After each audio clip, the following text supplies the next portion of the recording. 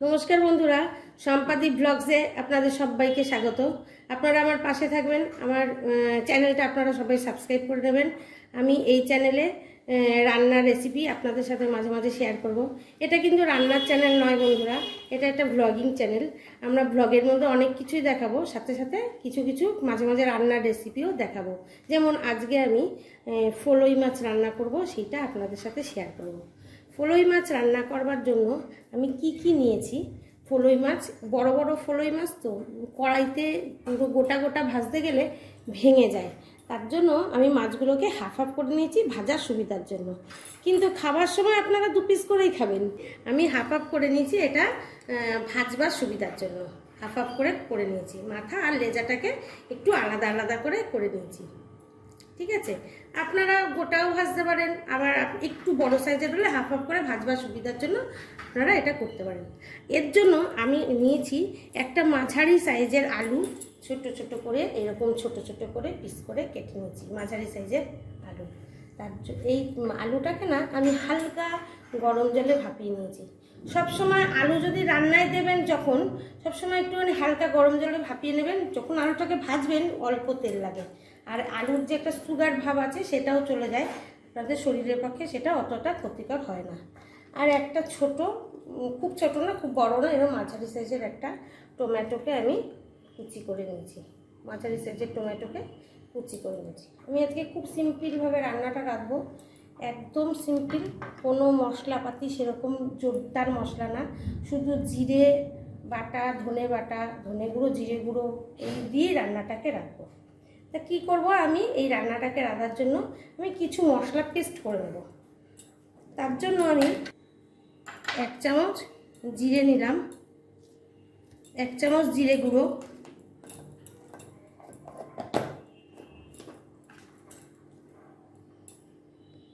1 চামচের একটু কম ধনে গুঁড়ো,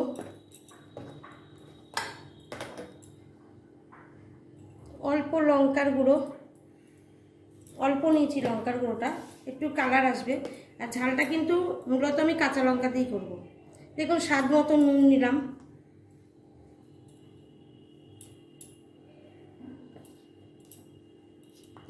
আর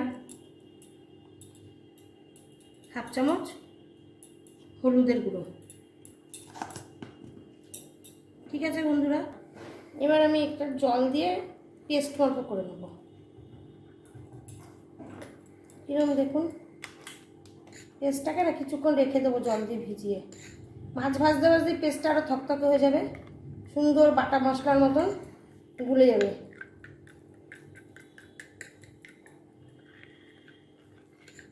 দেখেছেন বন্ধুরা কি সুন্দর গুলে গেল।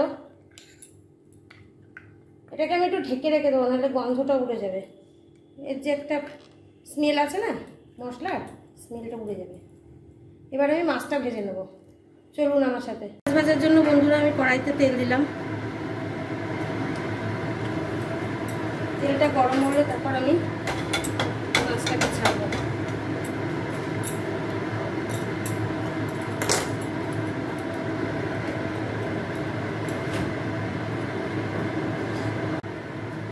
বন্ধুরা গরম তেলে এরকম করে মাছগুলোকে ছেড়ে ছেড়ে ভেজে নেবো,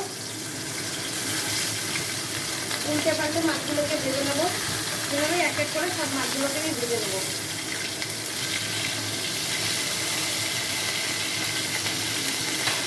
একটু বাটা দিয়ে দিলাম বন্ধুরা, তেল ছিটছে। এবার ঢাকাটা উল্টে দেখবো মাছগুলোকে, একটু উল্টে দিলাম। এই পিসটা ভাজা হয়ে গেলে আমি নামিয়ে নেব।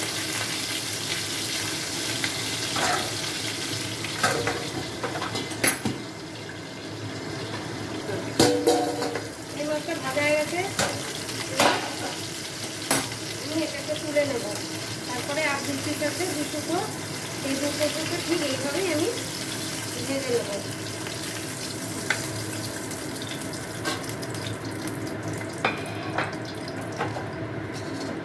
মাছটা কড়াইতে দেওয়ার পর আমি একটু ঢেকে দেবো, নাহলে তেল ছুটছে।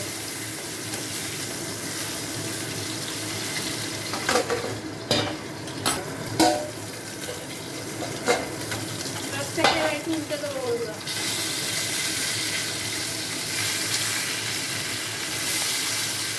আবার একটু ঢুকে দেবো, আবার একটু ঢুকে দিলাম।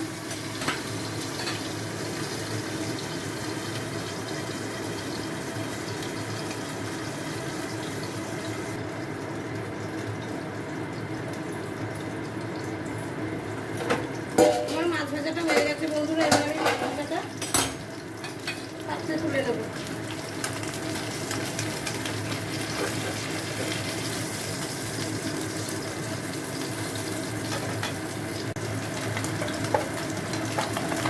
আমি তখন আপনাদেরকে বলেছি আলু দিচ্ছি, টমেটো দিচ্ছি, কাঁচা লঙ্কা দেবো, তার সঙ্গে ধনেপাতা কুচি দেবো, ফোড়নে দেবো জিরে আর গোটা সাদা জিরে আর তেজপাতা।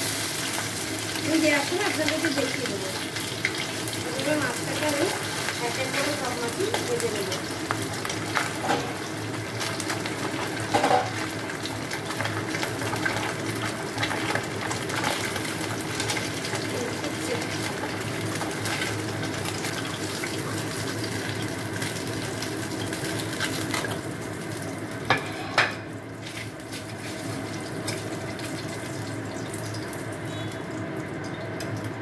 এই মাছ ভাজার তেলেই যা তেল আছে তার মধ্যে আমি আর অল্প তেল দিয়ে দেবো। আমার আর তেল লাগবে না, একটু তেলেই রান্নাটা হয়ে যাবে, খুব বেশি তেল লাগে না।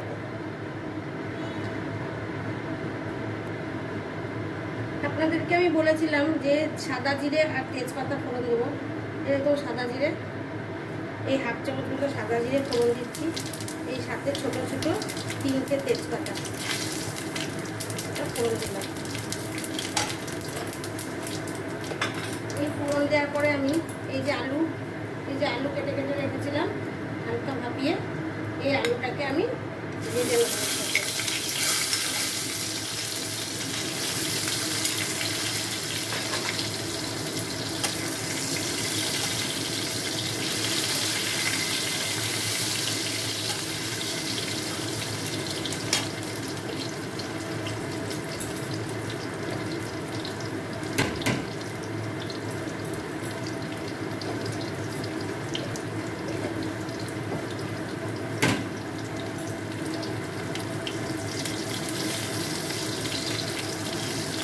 আলু ভাপানোর সময় আমি সামান্য পরিমাণে নুন দিয়েছিলাম, তাই আমি আলু ভাজার সময় এক্সট্রা করে আর নুনটা দিচ্ছি না।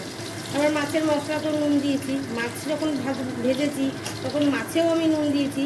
তাহলে আমি যদি বারবার নুন দিতে থাকি তাহলে কিন্তু রান্নাটা বেশি নুন হয়ে যাবে, তাই আমি এখন আর নুন দিলাম না। এইবার আমি গোলানো মশলাটা দিয়ে দেবো।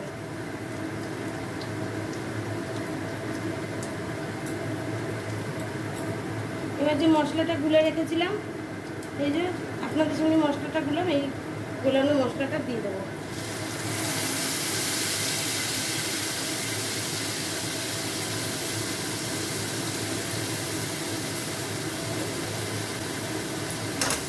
মশলা বেশ সামান্য এই জলটুকু দিয়ে দেবো।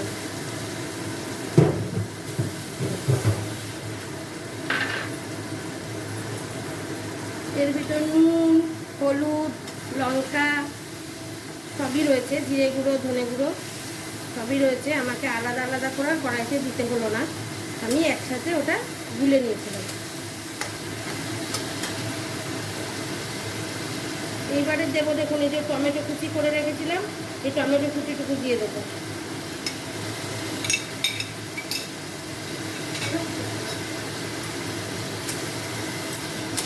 খুবই সিম্পল রান্না, কিন্তু খেতে খুব স্বাদ আসে। আর কলই মাছ এমনি টেস্টি, কলই মাছের জিরে দিয়ে করলেই বেশি স্বাদ আসে খেতে, খুবই সুস্বাদু হয়।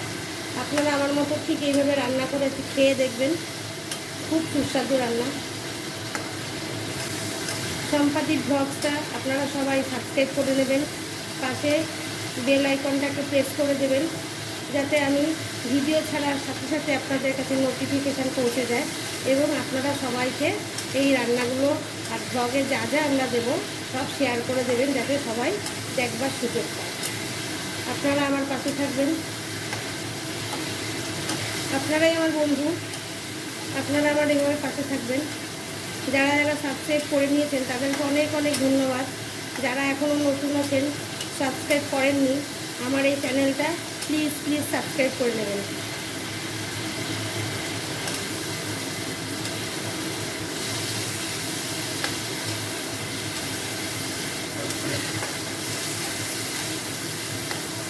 আমি রান্নায় জল দেওয়ার পরে কাঁচা লঙ্কাটা দেবো, কারণ আমি একটু শুকনো লঙ্কার গুঁড়ো দিয়েছি সামান্য কালার আসার জন্য।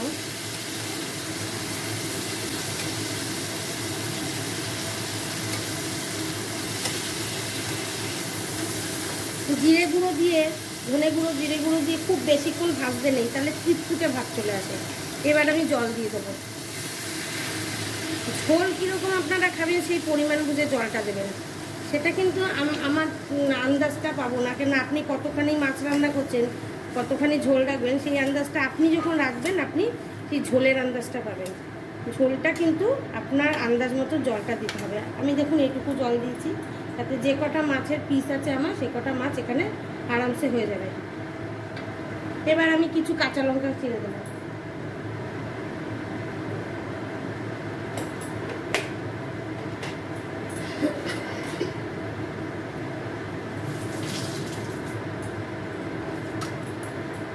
মাছটা ফুটতে থাক বন্ধুরা, এবার আমি কাঁচা লঙ্কা ছিঁড়ে দেবো, ঝোলটা ফুটতে থাক।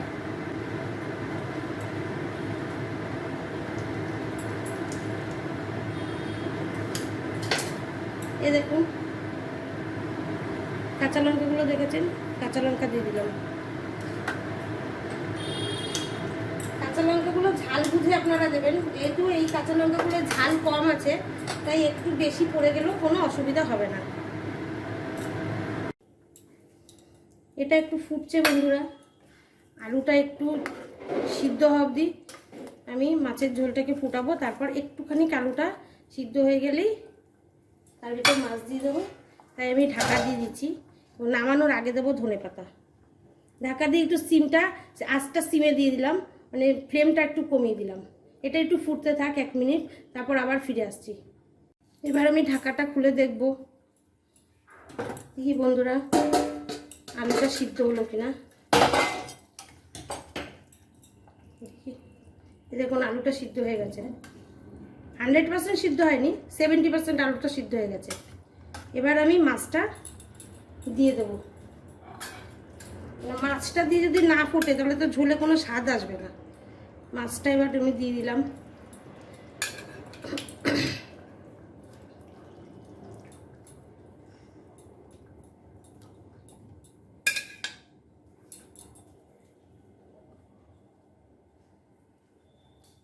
বেশি ঘাটা যাবে না, তাহলে কিন্তু মাছটা ভেঙে ভেঙে যেতে পারে। মাছটা দিলাম, হালকা হাতে এরকম নাড়িয়ে দেবেন মাছটা, ঝোলগুলো যাতে একটু উপরে উঠে আসে মাছের। তারপরে আমি আরও মিনিটখানেক চাপা ঢাকা দিয়ে রাখবো, একটু ফুটতে দেবো চাপা দিয়ে। মাছের ভিতর ঝোলটা ঢুকে গেলে তারপর ঢাকনা খুলে ধনেপাতা ছড়িয়ে 1 মিনিট মতো রেখে আমি নামিয়ে দেবো। মাছটা একটু ফুটুক, আবার আমি আসছি। এবার ঢাকনাটা খুলে দেখি বন্ধুরা কীরকম হয়েছে।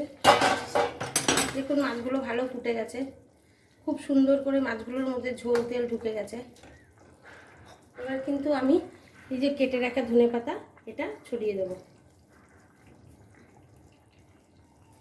ধনেপাতা দিয়ে কিন্তু ফুটানো যাবে না, তাহলে গন্ধটা পুরো নষ্ট হয়ে যাবে। এই মাছেই ধনেপাতা না দিলে না অতটা ভালো লাগে না, ধনেপাতাটা দিলেই বেশি খেতে ভালো লাগে, খুব সুন্দর লাগে খেতে। হয়ে গেছে, এবার ঢাকা দিয়ে আমি 2 মিনিট স্ট্যান্ডিং টাইমে রাখবো, তারপরে সার্ভিং বলে নামিয়ে নেব। এবার আমি মাছটা নামাবো।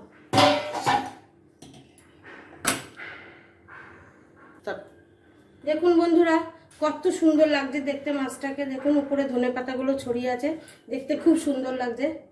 কাঁচা লঙ্কাগুলো গোটা গোটা দিয়েছিলাম, পরে কিছু কিছু কেটে দিয়েছি, চিড়ে দিয়েছি, কিছু গোটা গোটা দিয়েছি। কালারটাও দেখুন কি সুন্দর এসছে, খুব সুন্দর রঙটা এসছে। এবার আমি নামিয়ে নেব মাছটা।